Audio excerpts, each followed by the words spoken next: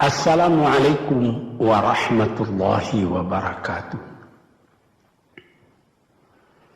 Tuan-tuan, saudara-saudara, ibu-ibu dan bapak-bapak yang sudi mendengarkan keterangan agama yang saya berikan di dalam kaset ini. Moga-moga Tuhan melimpahkan, mengurniakan rahmat dan nikmat-Nya kepada kita semuanya. Saya akan membicarakan suatu ayat yang bertemu di dalam surat Al-Baqarah. Bunyinya, Allahu waliyul ladzina amanu yukhrijuhum minadh dhulumati ilan nur wal ladzina kafaru awliya'uhumut taghut yukhrijunahum minan nuri ila dhulumat. Artinya, Allah adalah menjadi pemimpin bagi orang-orang yang beriman, orang yang mempunyai kepercayaan yang teguh. Dan Allah, apabila orang itu telah betul-betul menganggap Allah menjadi pemimpinnya, Allah pun menjamin mengeluarkannya daripada gelap gulita kepada terang benderang. Gelap gulita kebodohan kepada kecerdasan. Gelap gulita kehidupan tak tentu arah kepada tujuan yang sejati. Sebaliknya, orang yang kafir yang tidak percaya kepada Allah, maka sebaliknya yang terjadi, daripada terang benderang dia akan dipimpin oleh taghut, oleh kekuasaan-kekuasaan yang bukan bersandar kepada Allah. Yang demikianlah yang akan mengeluarkannya daripada terang benderang kembali ke dalam gelap gulita. Oleh sebab itu, rohani manusia itu adalah melalui di antara gelap dan terang kehidupan itu, di antara terang dan gelap kehidupan. Kalau sekiranya jasmani kita, kalau sekiranya badan kita yang lahir ini diberi cahaya oleh matahari yang terbit di waktu pagi, yang terbenam di waktu sore, rohani kita pun diberi juga terang oleh suatu yang lebih terang dari matahari, yaitu petunjuk dan hidayat Tuhan. Di dalam Al-Quran, Tuhan memberikan bujukan, memberikan jiwa besar kepada orang-orang yang beriman itu. Tuhan bersabda, La tahinu wa la tahzanu wa antumul a'launa in kuntum mu'minin. Engkau ini adalah orang yang tinggi kalau engkau tetap memegang kepercayaan kepada Allah Subhanahu wa ta'ala. Di dalam perjuangan hidup di dunia ini, perjuangan antara yang hak dengan yang batil, antara gelap dengan terang, antara keyakinan dan keraguan, manusia berjalan di sekitar itu. Di kiri dan di kanan kita berjumpalah gelap dan terang itu. Maka diberilah pedoman manusia tadi. Apa pedoman? Walaupun bagaimana hebatnya, geloranya, tofannya, alim bubunya, ombaknya dan gelombangnya kehidupan itu, manusia mesti teguh berpegang kepada iman. Sebab kehidupan di dunia itu menurut peraturannya ialah tidak ada yang tetap. Yang tetap itu ialah berubah. Berubah itulah ketetapan yang ada dalam dunia. Panas sangat terik, benar, nanti akan hujan. Hujan sangat lebat, benar, nanti akan panas. Di suatu tempat terjadi hujan yang lebat, berhari-hari timbul banjir. Iya, banjir itu tidak tiap hari, nanti dia kering lagi. Di laut pun demikian pula. Ada pasang naik, tergenang ke atas. Besok pagi air itu sudah kering lagi, surut pasang. Begitulah kehidupan di dunia itu. Itu harus kita yakini supaya kita jangan terombang-ambing dalam kehidupan itu. Kalau kita sudah mulai terombang-ambing, tahu-tahu walaupun bagaimana terangnya hari, gelap timbul dalam jiwa kita sendiri. Walaupun panas terik, kita berhujan. Hujan oleh keringat kita sendiri. Jadi yang penting di sini menjaga hati itu. Sampai Rasulullah Nabi kita Muhammad SAW, inna fil jasadi mudghatan, di dalam tubuh manusia itu ada suatu bekuan darah. Idza salahat salahal jasadu kulluhu wa idza fasadat fasadal jasadu kulluhu. Kalau ini segumpal daging baik, seluruh badan jadi baik. Kalau dia rusak, seluruh badan jadi rusak. Apakah itu? Hati. Hati. Kendali terletak dalam hati kita. Hati artinya penuh. Bukan saja berarti pada daging, tapi pada hati dari hati, isi dari hati, atau juga akal kita. Sebab itu, maka kalau satu waktu saya pernah mengajarkan doa yang mengandung 8 sifat-sifat lemah menghilangkan kemerdekaan manusia. Hari ini saya pun akan mengajarkan doa yang diajarkan juga oleh Nabi. Bagaimana menjaga hati tadi. Di situ dalam doa itu ada tersebut 4 perkara. Apa disebut? Allahumma inni a'udzubika min qalbin la yakhsha'u wa min ilmin la yanfa'u wa min nafsin la tashba'u wa min du'a illa yusma'u. Jadi 4 perkara.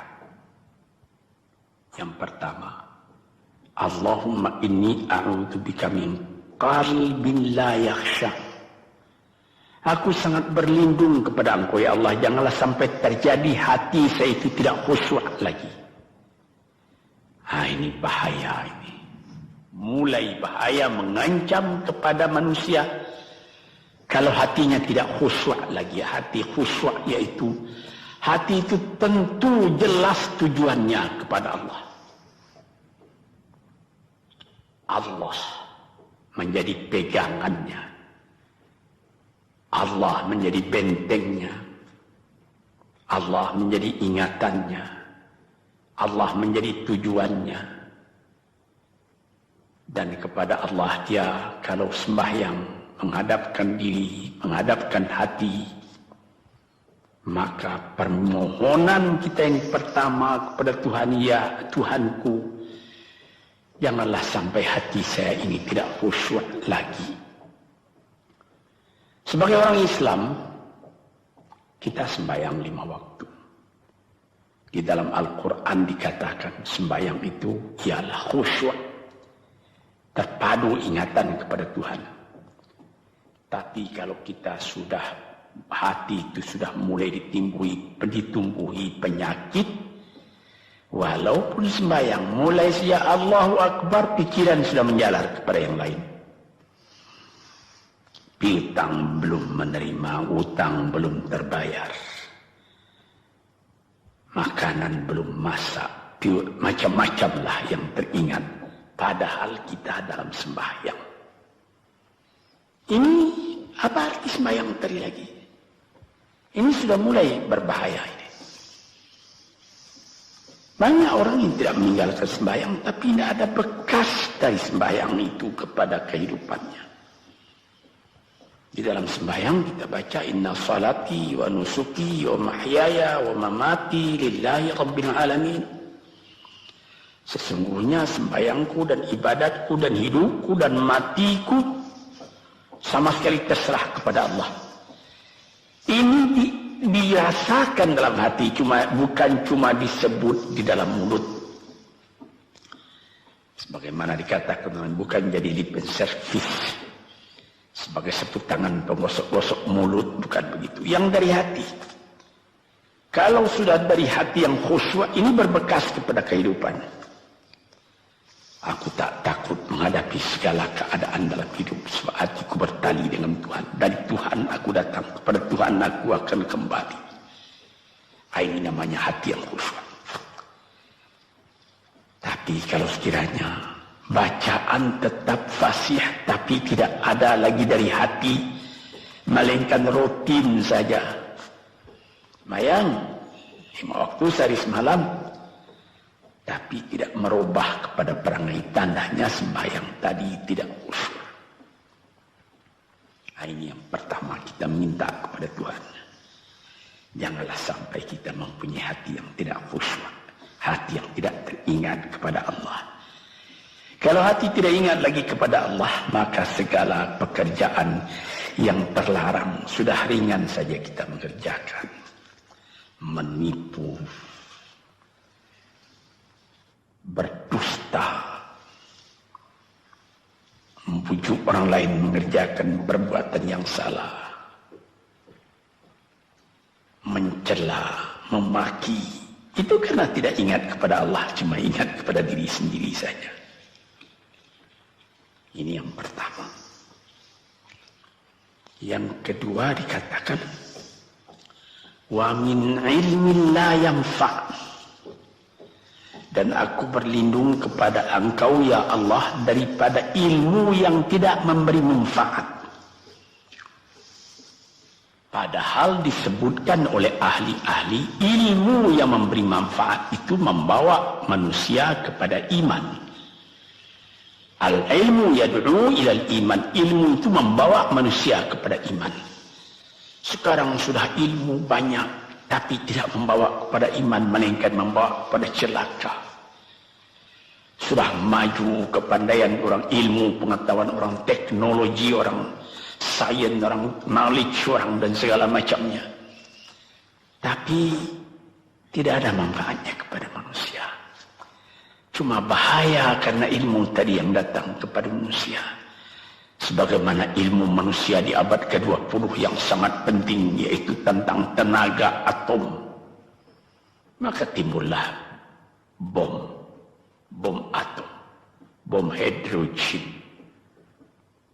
nuklir, sehingga manusia diancam sekarang ini oleh bahaya atom itu di mana-mana. Apabila kita lihat di televisi bagaimana mengadakan demonstrasi di Australia, di Jerman Barat, di tempat-tempat yang lain, melihat bagaimana bahaya atom itu kalau terjadi perang dunia yang ketiga. Ya Rabbi ya Karim, bom atom yang jatuh di Hiroshima itu belum ada artinya dibandingkan dengan bom yang sekarang, yang sedang disimpan oleh kerajaan-kerajaan, oleh negara-negara besar untuk menghancurkan. Nah, ini ilmu ini. Tetapi ilmu yang membawa bahaya, bukan saja tidak memberi manfaat, bahkan memberi bahaya. Di sini terasa oleh kita bahwa ilmu yang ada itu pun mesti dikembalikan atau dikendalikan oleh iman. Kalau tidak, maka nyawa manusia ini akan dipandang sebagai sampah saja. Dijatuhkan satu bom hidrogen ke dalam kota Jakarta ini, na'udzubillah min dzalik. Umpamanya dimasukkan ke kota Jakarta ini, satu bom hidrogen saja itu sudah habis penduduk Jakarta yang lebih dari 5 juta ini. La haula wala quwata illa billah. Ini minta kepada Tuhan, ya Allah, majulah ilmu manusia, majulah teknologi manusia, tetapi jangan hendaknya kemajuan itu membawa kepada bahaya. Jangan ilmu pengetahuan itu membawa kepada yang tidak memberi manfaat. Nah, ini doa yang kedua kepada Allah Tuhan sarwa sekalian alam. Yang ketiga disebut lagi, wa min nafsin la tashba'u, dan aku berlindung kepada Allah daripada nafsu, daripada diri, daripada ego, daripada tiap-tiap masing-masing diri ini yang tidak merasa kenyang. Ini juga bahaya besar. Inilah yang menimbulkan penjajahan di dunia. Inilah yang menimbulkan, disebut dalam bahasa Arab, al-ghazwul fikri, penjajahan. Sesudah Perang Dunia Kedua sudah banyak negeri-negeri yang merdeka, tetapi sekarang timbul lagi penjajahan baru. Apa? Penjajahan fikiran. Sehingga bangsa yang merdeka tadi tidak merdeka lagi fikirannya. Dia merdeka di dalam meniru kepada bangsa yang lebih kuat. Itu namanya terjajah juga. Jadi tuan-tuan yang terhormat, apa pangkalnya ini? Daripada nafsu serakah manusia.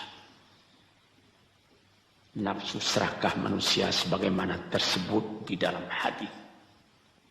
Lau kana libni adama wadiyani min dhahabin labtagha salisan. Wa ma yamla'u jawf ibni adama illa turab. Kalau manusia itu mendapat suatu lembah yang penuh dengan kekayaan emas, suatu lembah, dia ingin supaya mendapat satu lembah lagi yang penuh juga dengan emas. Dapat 2 lembah, dia minta 3 lembah lagi yang penuh dengan iman. Nafsu manusia tidak pernah kenyang. Padahal akhirnya kalau dia sudah menutup mata, tidak ada yang akan memenuhi perutnya melainkan tanah. Saya teringat akan cerita yang disampaikan oleh Graf Leo Tolstoy, pujangga Rusia yang terkenal, bahwa orang yang tidak mempunyai nafsu yang kenyang itu, pada suatu hari katanya, ada satu orang kaya mempunyai tanah yang luas. Dia mengatakan pada orang, boleh tuan-tuan mengambil tanah kepunyaan saya ini, berapa tuan suka, berapa tuan mau. Syaratnya cuma begini, sepanjang yang tuan berjalan dari timur ke barat, lantas sebelum matahari terbenam, tuan sampai kembali ke tempat tuan melangkah pertama tadi. Berapa saja tuan suka, boleh ambil tanah ini. Maka datanglah si tamak tadi. Tuan yang punya asli tanah tadi mengatakan, bawalah bakal, jangan lapar di jalan nanti. Baik, dibawanya nasi sebungkus, dia berjalan, jalan. Dari pukul 7 pagi. Kalau diambil kekuatan, hendaknya pukul 10 dia sudah makan. Melangkah lagi beberapa ratus meter atau sekian, nanti boleh kekuatan buat kembali. Sehingga sebelum matahari terbenam, dia sudah sampai ke tempat dia menuju bermula.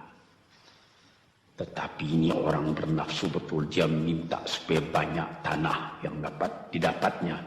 Dibawanya nasi sebungkus, tapi dia tidak jalan, di tengah jalan tak berhenti, kan nanti berapa meter itu nanti kalau saya berhenti, tanah yang kurang buat saya. Dia terus berjalan.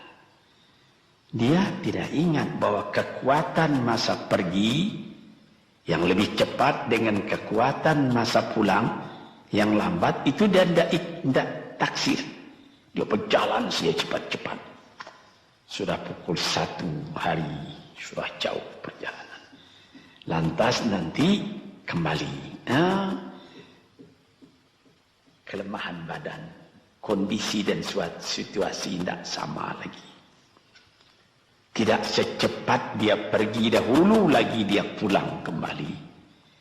Maka bukan pukul 7 dia sampai, atau pukul 5 sore tadi dia sampai ke tempat dia berjalan bermula, karena dia jalannya sudah lunglai, kaki sudah penat, badan sudah letih.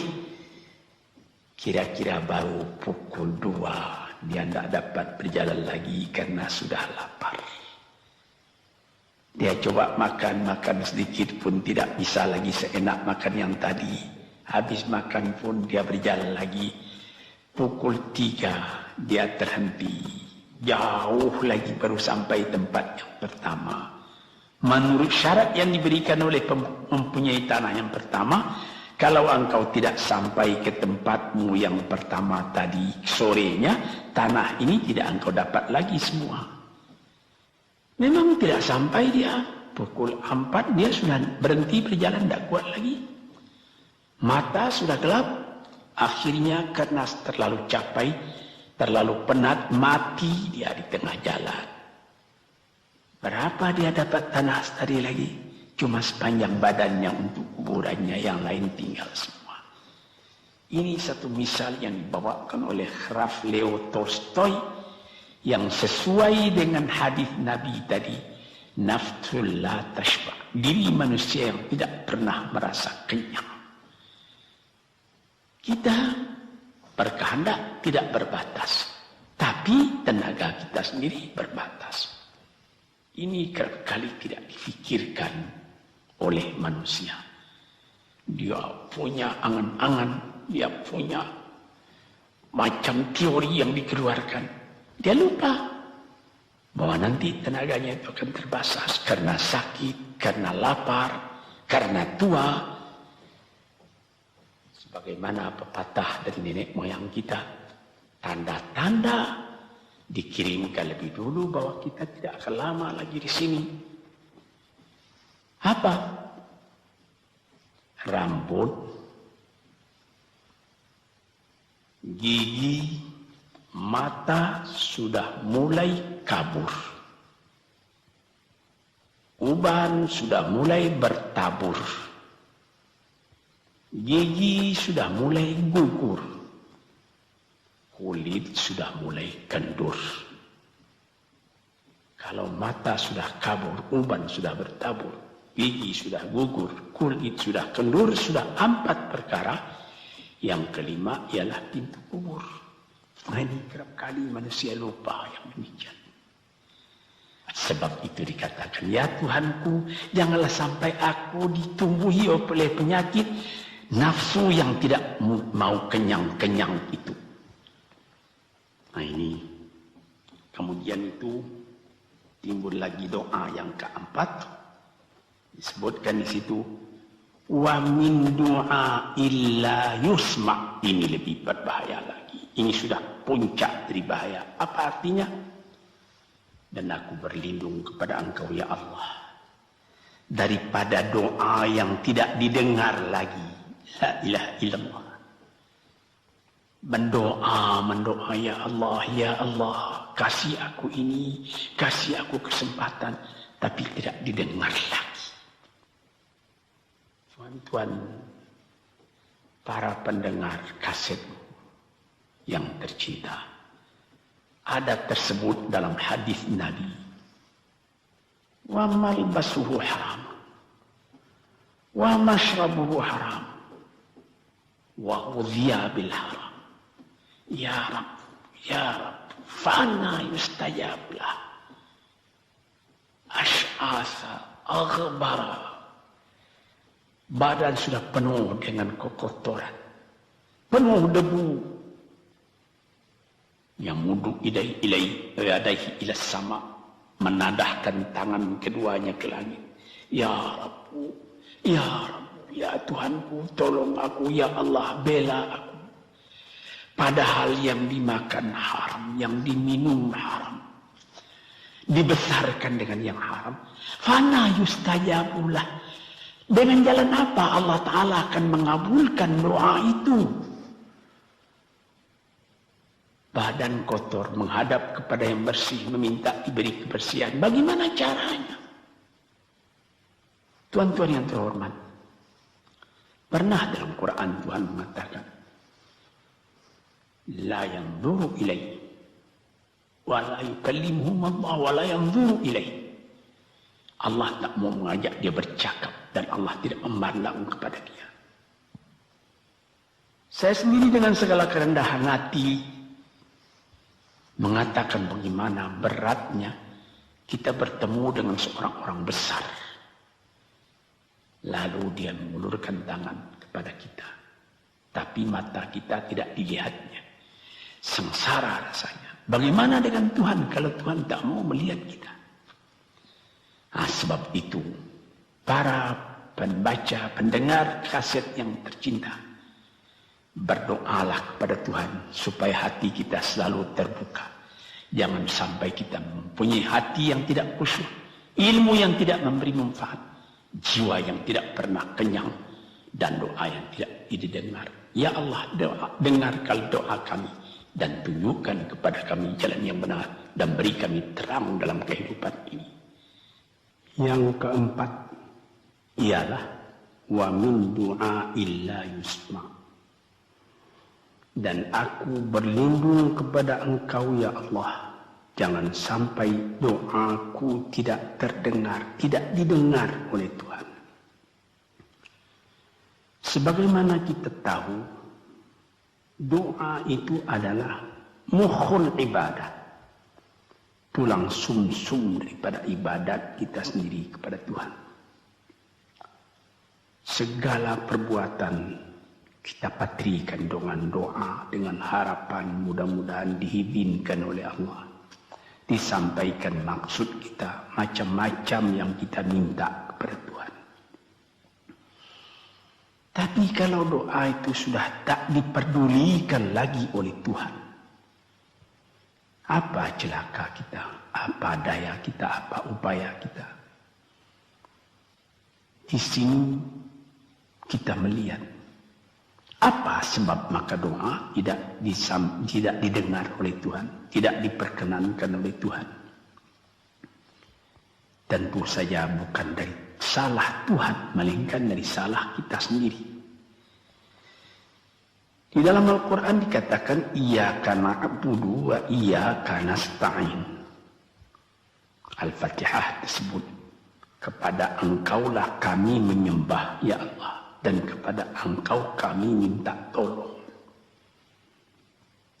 Tapi dengan tidak sadar, kerap kali kita berbuat terbalik. Iyyaka nasta'in wa iyyaka na'budu, kepada Engkau kami minta tolong, lalu kepada Engkau kami menyembah. Minta tolong dulu baru menyembah. Minta tolong banyak-banyak tapi terima kasih tidak ada. Tentu saja tidak didengar oleh Tuhan. Di dalam satu hadis tersebut,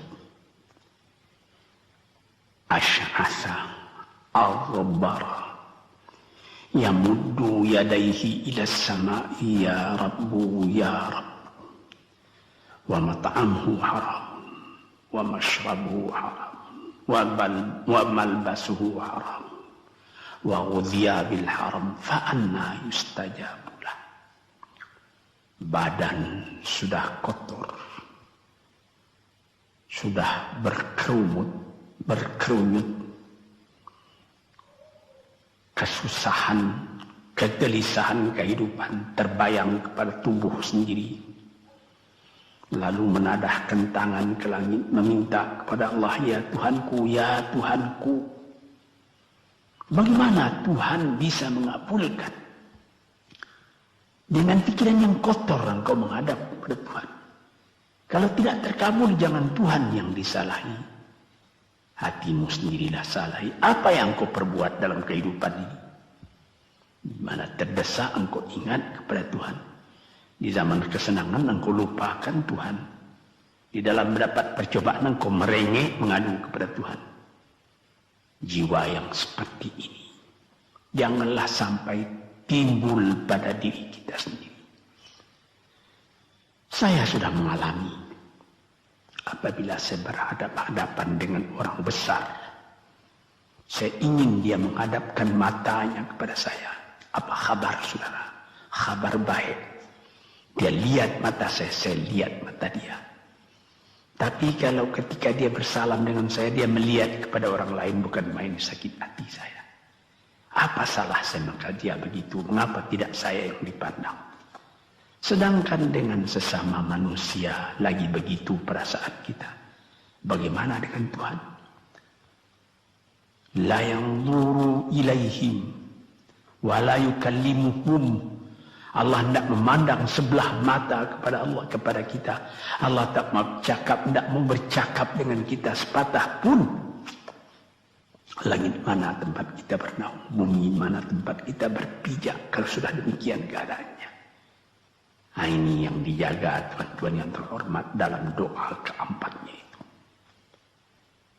Hati janganlah sampai tidak khusyuk. Ilmu janganlah sampai tidak memberi manfaat. Nafsu janganlah sampai tidak kenyang. Dan doa janganlah sampai tidak didengar. Saudara-saudara, moga-moga Allah memberikan kepada kita hati yang terang. Sebagaimana ayat yang mula-mula saya sebut tadi. Allahu waliyul ladzina amanu yukhrijuhum minadh-dhulumati ilan nur. Allah lah jadi pemimpin bagi orang yang beriman. Sehingga dari gelap gulita dibawa dia oleh Tuhan kepada terang benderang. Walladzina kafaru, tetapi orang-orang yang sudah tidak ada kepercayaannya kepada Tuhan. Auliya'uhumut taghut, yang menjadi pemimpinnya bukan Tuhan tapi setan. Dia akan membawa orang itu daripada terang benderang ke dalam gelap gulita. Kita jadi meraba-raba dalam gelap kehidupan. Dalam meraba-raba itu masih ragu entah kemana akan pergi. Maut pun datang. Gelap selalu. Di dunia gelap, di akhirat pun gelap. Na'udzubillah min dzalik. Hadirin yang terhormat, para peminat kaset ini, moga-moga semuanya ini menjadi kenang-kenangan kepada Tuhan di dalam perjalanan yang jauh, di dalam keistirahatan hidup, sehingga mendapat ketetapan hati dan tumakninah. Assalamualaikum warahmatullahi wabarakatuh.